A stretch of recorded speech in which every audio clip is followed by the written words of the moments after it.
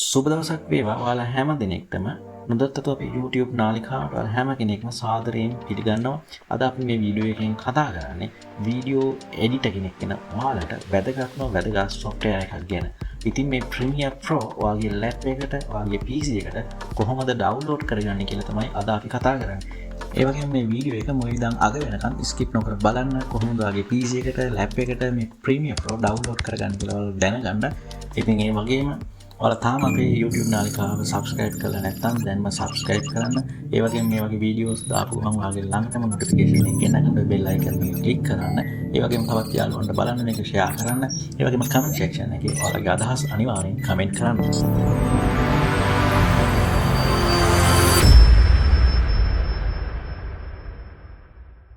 හරි guys, ඔයාලා thumbnail එකේ දැක්කා වගේම අපි බලමු මෙන්න මේ Premiere Pro ඔයාගේ PC එකට laptop එකට download කරගන්නේ කොහොමද කියලා. ඉතින් ඔයාලට පුළුවන් Adobe ලගේ site එකට ඇවිල්ලා sign වෙලා Creative Cloud එකකින් ඔයාලට පුළුවන් මේ app එක purchase කරගන්න. එහෙම නැත්නම් ඔයාලා YouTube එකේ බැලුවොත්, Google එකේ බැලුවොත් එහෙම පොඩි search පාරක් දැම්මොත් ඔයාලට දැක ගන්න පුළුවන්. තවත් site ඕන තරම් තියෙනවා.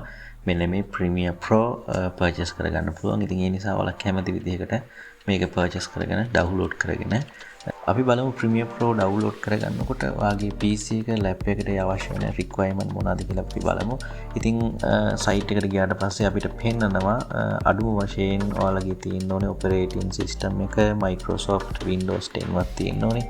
ඒ වගේම ඔයාලගේ laptop එක PC එක RAM එක 8GB වත් තියෙන්න ඕනේ. ඒ වගේම hard disk එකේ space එක අනිවාර්යෙන් 8GB වත් තියෙන්න ඕනේ. ඉතින් ඒ වගේම GPU එක 2GB තියෙන්න ඕනේ. අනිවාර්යෙන් මේක බලපාන VGA එක. ඉතින් ඒ වගේම monitor resolution එක 1280ත් 800ත් අතර තියෙනවා. ඒ වගේම මේ process එක කියන එක අපිට වැදගත් වෙනවා. AMD වගේ නම් ගැටලුවක් නැහැ.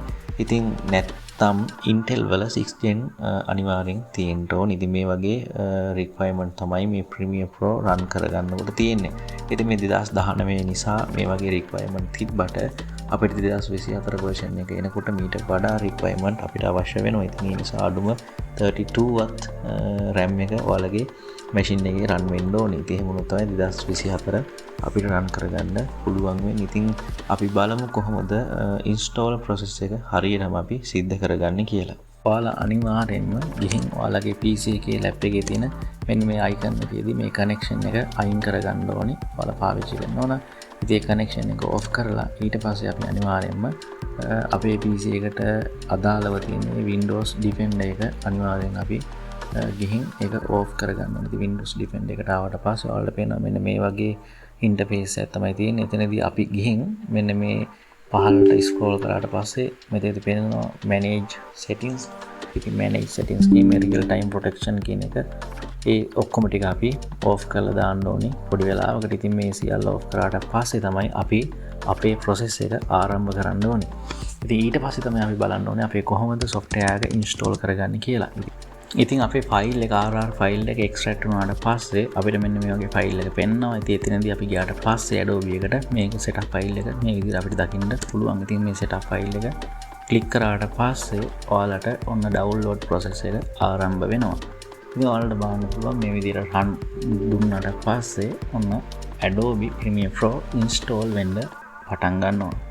ඉතින් මේ install process එකේදී ඔයාලගෙන් අහනවා මෙතනදී language එක ඔයාලා පාවිච්චි කරන ඊළඟට location එක අපිට select කරන්න පුළුවන්. ඉතින් මම දැනටම Premiere Pro download කරලා තියෙන නිසා මට මෙතන location එක තෝරන්න බෑ. ඉතින් ඔයාලට පුළුවන් මේ C program එක program file එක ඔයාලට location එක විදිහට තෝරන්න අපිට C file එකට මේක install කරගන්න.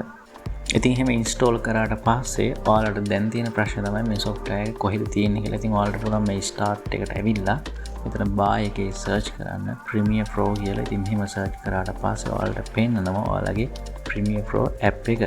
ඉතින් මේ software එක ඔයාලට පේන්නුවාට පස්සේ ඉතින් ඔයාලට ඒක පුළුවන් click කරලා run කරගන්න. ඉතින් මේක run වෙනවා. අපි බලමු කොහොමද interface එක එන්නේ කියලා.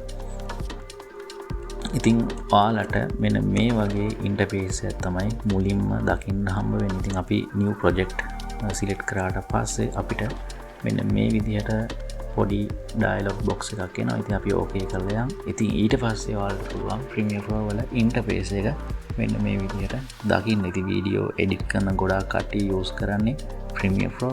ඉතින් ඔයාලට පුළුවන් මේක එක්ස්පීරියන්ස් එක ගන්න. මේක එක්ස්පීරියන්ස් එක අරන් අපිට ෂෙයා කරන්න කමෙන්ට් සෙක්ෂන් එකේ කමෙන්ට් කරන්න.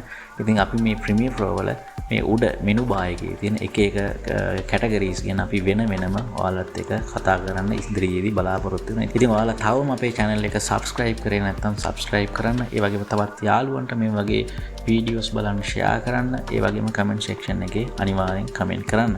ඉතින් ඔයාලා හැම දිනෙකටම සුබ දවසක් වේවා. මම දුෂාන් චතුරංග.